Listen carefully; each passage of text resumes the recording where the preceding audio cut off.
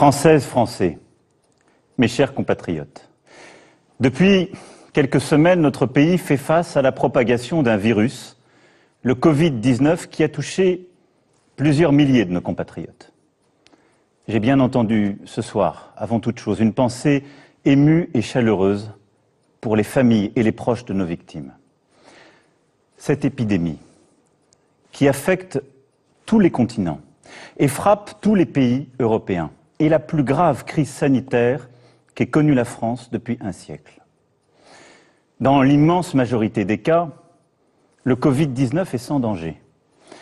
Mais le virus peut avoir des conséquences très graves, en particulier pour celles et ceux de nos compatriotes qui sont âgés ou affectés par des maladies chroniques comme le diabète, l'obésité ou le cancer. Durant plusieurs semaines, nous avons préparé, agi. Les personnels des hôpitaux, médecins, infirmiers, ambulanciers, les agents des SAMU de nos hôpitaux, les médecins de ville, l'ensemble des personnels du service public de la santé en France sont engagés avec dévouement et efficacité. Si nous avons pu retarder la propagation du virus et limiter les cas sévères, c'est grâce à eux. Parce que tous ont répondu présent. Tous ont accepté de prendre du temps sur leur vie personnelle, familiale, pour notre santé. C'est pourquoi, en votre nom, je tiens avant toute chose à exprimer ce soir la reconnaissance de la nation à ces héros en blouse blanche, ces milliers de femmes et d'hommes admirables qui n'ont d'autre boussole que le soin, d'autres préoccupations que l'humain, notre bien-être, notre vie tout simplement. Je veux aussi ce soir saluer le sang-froid dont vous avez fait preuve. Face à la propagation du virus, vous avez pu ressentir pour vous-même, pour vos proches, de l'inquiétude, voire de l'angoisse, et c'est bien légitime. Tous, vous avez su faire face, en ne cédant ni à la colère, ni à la panique. Mieux, en adoptant les bons gestes, vous avez ralenti la diffusion du virus et ainsi permis à nos hôpitaux et nos soignants de mieux se préparer. C'est cela, une grande nation. Des femmes et des hommes capables de placer l'intérêt collectif au-dessus de tout, une communauté humaine qui tient par des valeurs, la solidarité, la fraternité. Cependant, mes chers compatriotes, je veux vous le dire ce soir avec beaucoup de gravité, de lucidité, mais aussi la volonté collective que nous adoptions la bonne organisation. Nous ne sommes qu'au début de cette épidémie. Et partout en Europe, elle s'accélère, elle s'intensifie. Face à cela, la priorité absolue pour notre nation sera notre santé. Je ne transigerai sur rien. Et un principe nous guide pour définir nos actions. Il nous guide depuis le début pour anticiper cette crise, puis pour la gérer depuis plusieurs semaines. Et il doit continuer de le faire. C'est la confiance dans la science. C'est d'écouter celles et ceux qui savent. Les plus grands spécialistes européens se sont exprimés ce matin dans une publication importante. J'ai réuni aujourd'hui, avec le Premier ministre, le ministre de la Santé, notre comité scientifique de suivi. Nous avons en France les meilleurs virologues, les meilleurs épidémiologistes, des spécialistes de grand renom, des cliniciens aussi, des gens qui sont sur le terrain et que nous avons écoutés comme nous faisons depuis le premier jour. Tous nous ont dit que malgré nos efforts pour le freiner, le virus continue de se propager et est en train de s'accélérer. Nous le savions, nous le redoutions. Ce qui risque de se passer, c'est que la maladie touchera d'abord les personnes les plus vulnérables. Beaucoup d'entre eux auront besoin de soins adaptés à l'hôpital, souvent d'assistance respiratoire. C'est pourquoi, et j'y reviendrai dans un instant, nous prenons des mesures très fortes pour augmenter massivement nos capacités d'accueil à l'hôpital. Car l'enjeu est de continuer à aussi soigner les autres maladies. C'est aussi de se préparer à une possible deuxième vague qui touchera un peu plus tard, en nombre beaucoup plus réduit, des personnes plus jeunes, a priori moins exposées à la maladie, mais qu'il faudra soigner également. Dans ce contexte, l'urgence est de protéger nos compatriotes les plus vulnérables. Et l'urgence est de freiner l'épidémie afin de protéger nos hôpitaux, nos services d'urgence et de réanimation, nos soignants qui vont avoir à traiter, comme je viens de vous l'expliquer, de plus en plus de patients atteints. Ce sont là nos priorités. C'est pour cela qu'il nous faut continuer de gagner du temps et suivre celles et ceux qui sont les plus fragiles. Protéger les plus vulnérables d'abord. C'est la priorité absolue. C'est pourquoi je demande ce soir à toutes les personnes âgées de plus de 70 ans, à celles et ceux qui souffrent de maladies chroniques ou de troubles respiratoires, aux personnes en situation de handicap, de rester autant que possible à leur domicile. Elles pourront bien sûr sortir de chez elles pour faire leurs courses, pour s'aérer, mais elles doivent limiter leur contact au maximum. Dans ce contexte, j'ai interrogé les scientifiques sur nos élections municipales, dont le premier tour se tiendra dans quelques jours. Ils considèrent que rien ne s'oppose à ce que les Français, même les plus vulnérables, se rendent aux urnes.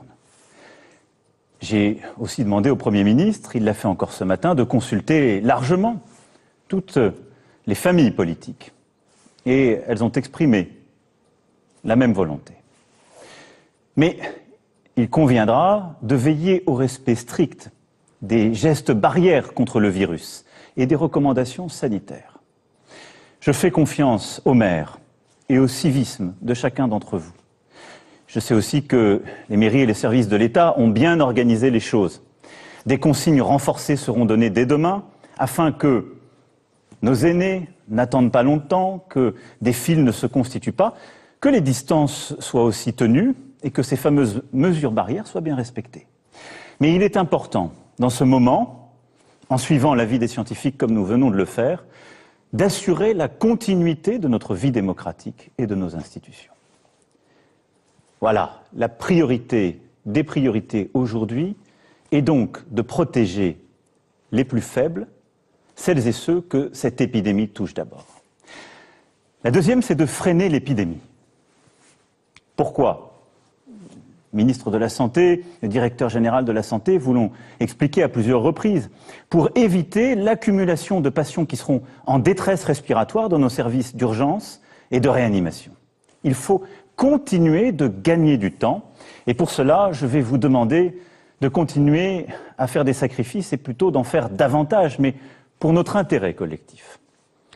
Dès lundi et jusqu'à nouvel ordre, les crèches, les écoles, les collèges, les lycées et les universités seront fermés.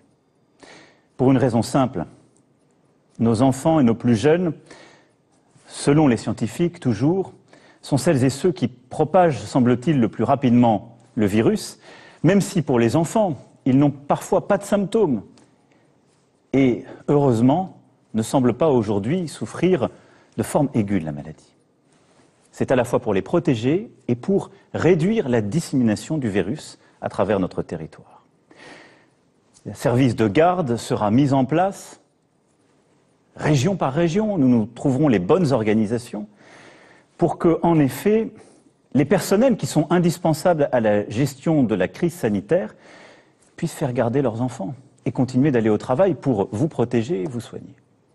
Et donc cette organisation sera travaillée par le gouvernement dans les prochains jours avec l'ensemble des élus et tous les responsables sur nos territoires. Quand cela est possible, je demande aux entreprises de permettre à leurs employés de travailler à distance. Les ministres l'ont déjà annoncé, nous avons beaucoup développé le télétravail, il faut continuer cela, l'intensifier au maximum. Les transports publics seront maintenus, car les arrêtés, ce serait tout bloqué, y compris la possibilité de soigner. Mais là aussi, c'est à votre responsabilité que j'en appelle. Et j'invite tous les Français à limiter leurs déplacements au strict nécessaire. Le gouvernement annoncera par ailleurs des mesures pour limiter au maximum les rassemblements. Dans le même temps, notre système de santé, notamment dans les services de réanimation, doit se préparer à accueillir de plus en plus de cas graves de Covid-19 et continuer à soigner les autres malades. Des places doivent se libérer dans les hôpitaux. Pour cela, toutes les capacités hospitalières nationales, ainsi que le maximum de médecins et de soignants seront mobilisés.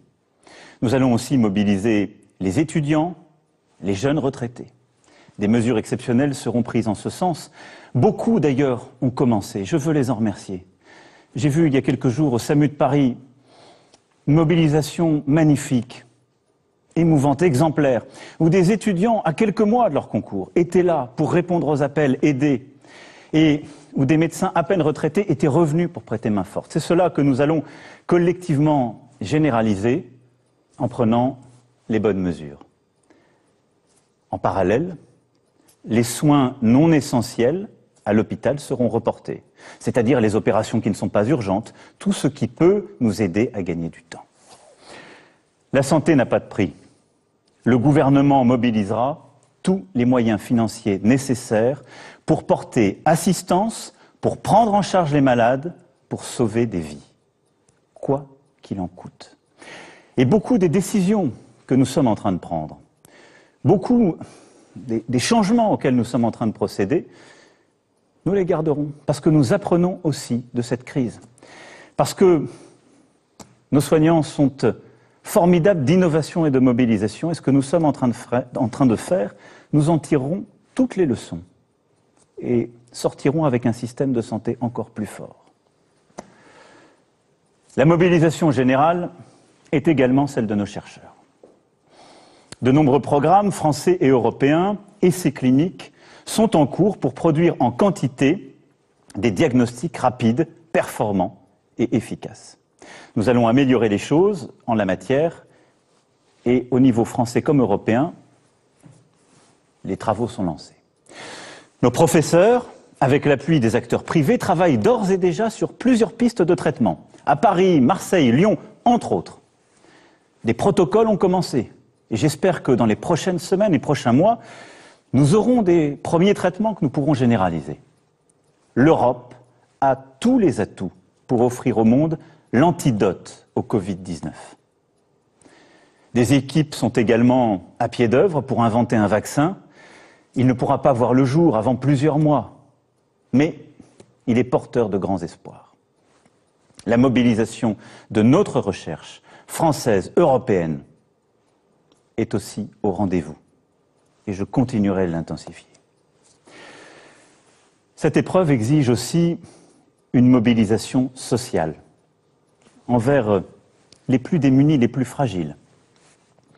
La trêve hivernale sera reportée de 2 mois.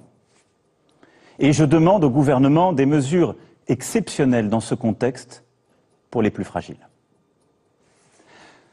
Enfin, l'épreuve que nous traversons exige une mobilisation générale sur le plan économique. Déjà, des restaurateurs, des commerçants, des artisans, des hôteliers, des professionnels du tourisme, de la culture, de l'événementiel, du transport souffrent, je le sais. Les entrepreneurs s'inquiètent pour leur carnet de commandes. Et tous, vous vous interrogez pour votre emploi, pour votre pouvoir d'achat. Je le sais, c'est légitime. Et avec les décisions que je viens d'annoncer ce soir, cette inquiétude économique va évidemment s'accroître. Nous n'ajouterons pas aux difficultés sanitaires la peur de la faillite pour les entrepreneurs, l'angoisse du chômage et des fins de mois difficiles pour les salariés. Aussi, tout sera mis en œuvre pour protéger nos salariés et pour protéger nos entreprises, quoi qu'il en coûte, là aussi. Dès les jours à venir, un mécanisme exceptionnel et massif de chômage partiel sera mis en œuvre. Des premières annonces ont été faites par les ministres. Nous irons beaucoup plus loin. L'État prendra en charge l'indemnisation des salariés contraints à rester chez eux. Je veux en la matière que nous inspirions de ce que les Allemands ont su par exemple mettre en œuvre avec un système plus généreux, plus simple que le nôtre. Je veux que nous puissions préserver les emplois et les compétences, c'est-à-dire faire en sorte que les salariés puissent rester dans l'entreprise, même s'ils sont obligés de rester à la maison, et que nous les payons. Je veux que nous puissions protéger aussi nos indépendants. Et donc nous prendrons toutes les mesures nécessaires pour donner cette garantie sur le plan économique. Toutes les entreprises qui le souhaitent pourront reporter sans justification, sans formalité, sans pénalité, le paiement des cotisations et impôts dus en mars. Nous travaillerons ensuite sur les mesures nécessaires ou d'annulation ou de rééchelonnement. Mais je nous connais collectivement. On prend toujours trop de temps à faire cela. Je veux, pour nos forces économiques, des mesures simples. Les échéances qui sont dues dans les prochains jours et les prochaines semaines seront suspendues pour toutes celles et ceux qui en ont besoin. Nous défendrons nos entreprises de toute taille. Nous défendrons l'ensemble des travailleurs et des travailleuses. En parallèle, j'ai demandé au gouvernement de préparer d'ores et déjà un plan de relance national et européen cohérent avec nos priorités et nos engagements pour l'avenir. Nous devons aussi porter une réponse européenne. La Banque centrale a déjà aujourd'hui fait part de ses premières décisions. Seront-elles suffisantes? Je ne le crois pas. Il lui appartiendra d'en prendre de nouvelles. Mais je vais être là aussi très clair avec vous ce soir. Nous, Européens, ne laisserons pas une crise financière et économique se propager. Nous réagirons fort et nous réagirons vite. L'ensemble des gouvernements européens doit prendre les décisions de soutien de l'activité, puis de relance, quoi qu'il en coûte. La France le fera, et c'est cette ligne que je porterai au niveau européen en votre nom. C'est déjà ce que j'ai fait lors du Conseil exceptionnel qui s'est tenu hier. Je ne sais ce que les marchés financiers donneront dans les prochains jours, mais je serai tout aussi clair. L'Europe réagira de manière organisée, massive, pour protéger son économie.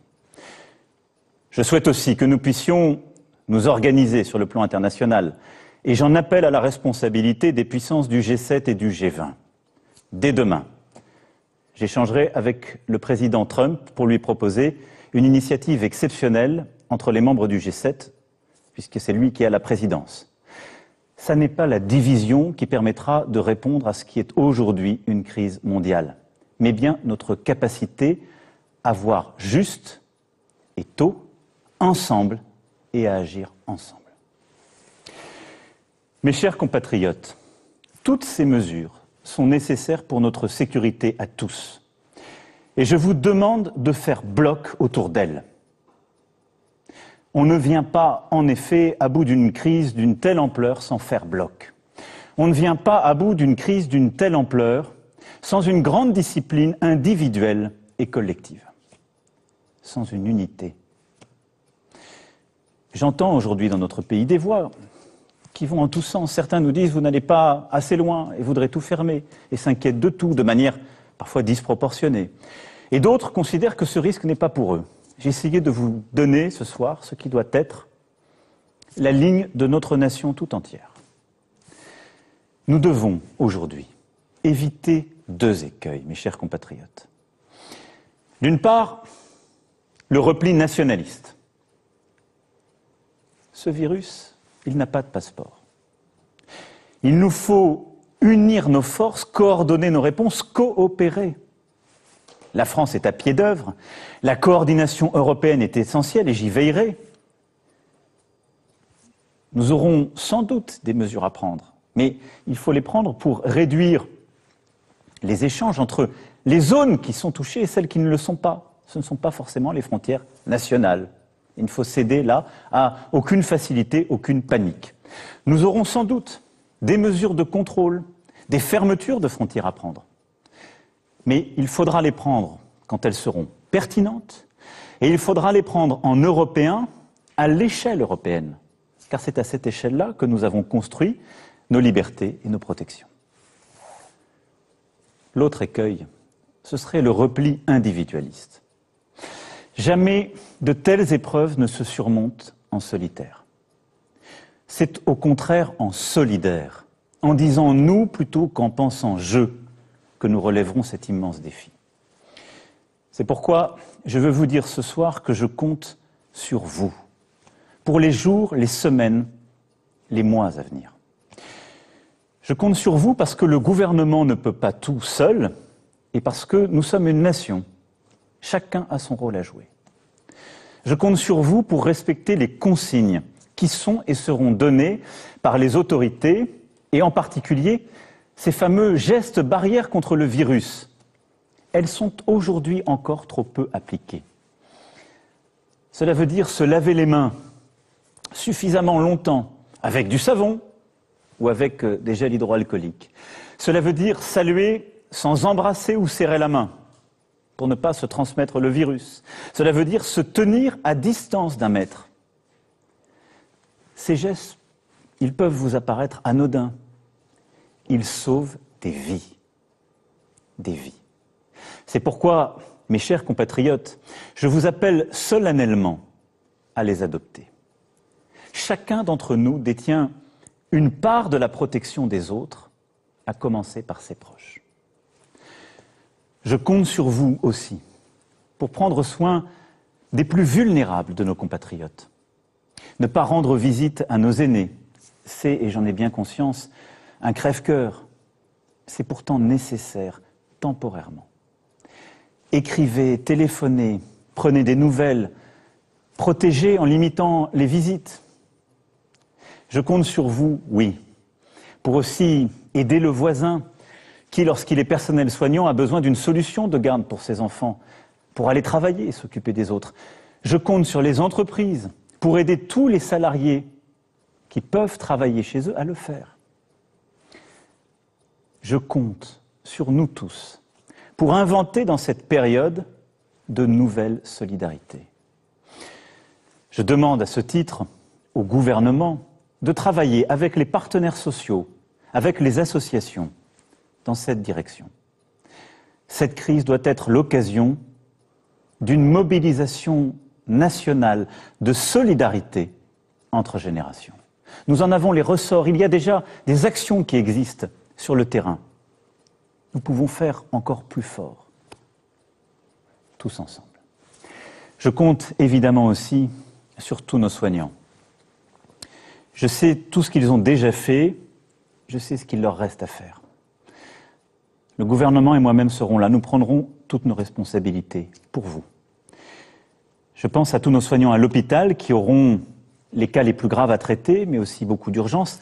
Je pense aux médecins, aux infirmiers, aux infirmières, à tous les soignants qui sont aussi hors de l'hôpital, qui se sont formidablement mobilisés, que nous allons de plus en plus solliciter dans les semaines à venir. Je sais pouvoir compter sur vous.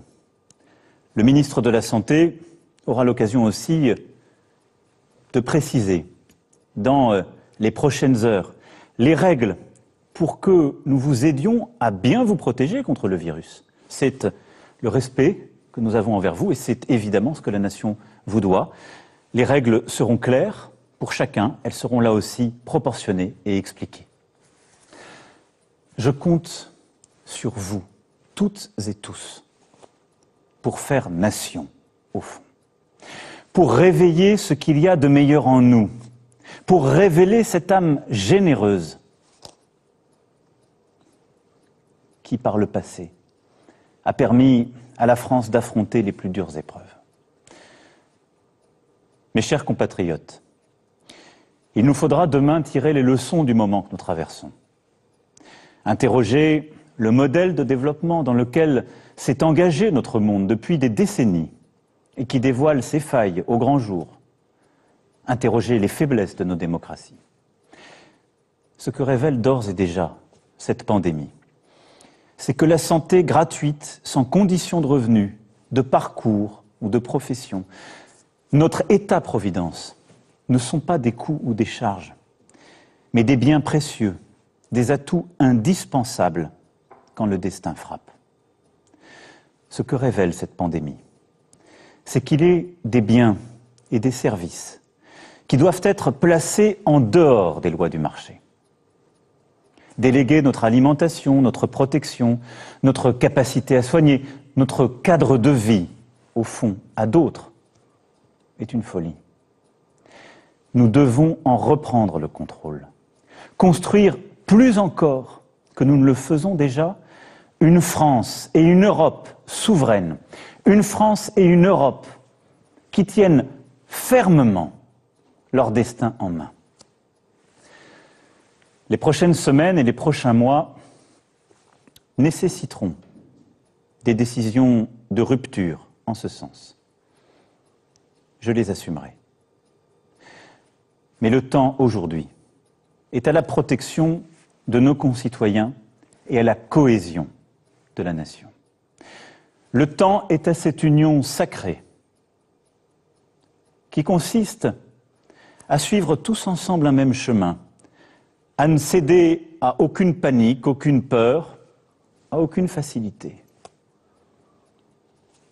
mais à retrouver cette force d'âme qui est la nôtre et qui a permis à notre peuple de surmonter tant de crises à travers l'histoire. La France unie, c'est notre meilleur atout dans la période troublée que nous traversons. Nous tiendrons tous ensemble. Vive la République, vive la France.